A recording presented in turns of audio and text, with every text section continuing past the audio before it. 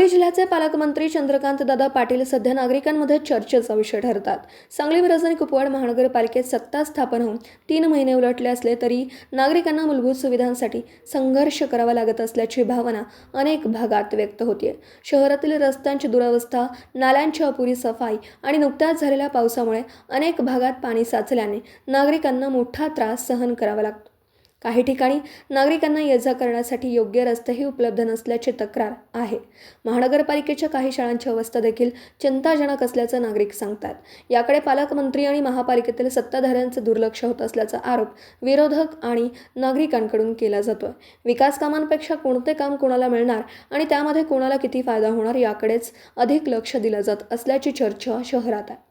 दरम्यान सांगली, मिरज आणि कुपवाड महानगरपालिकेच्या काही भागात नळाद्वारे दुर्गंधीयुक्त पाणी पुरवठा होत असल्याच्या तक्रारी समोर आल्या आहेत. यामुळे नागरिकांमध्ये तीव्र नाराजी पसरली असून पालकमंत्र्यांच्या वाढदिवसानिमित्त नागरिकांना दुर्गंधीयुक्त पाण्याची भेट दिली जात आहे का, असा संतप्त सवाल काही नागरिकांनी उपस्थित केला. नागरिकांच्या मूलभूत समस्या सोडवण्याकडे प्रशासन आणि लोकप्रतिनिधींनी तातडीने लक्ष द्यावं अशी मागणी होती. अन्यथा आंदोलनाचा मार्ग स्वीकारावा लागेल असा इशाराही काही नागरिकांनी दिला.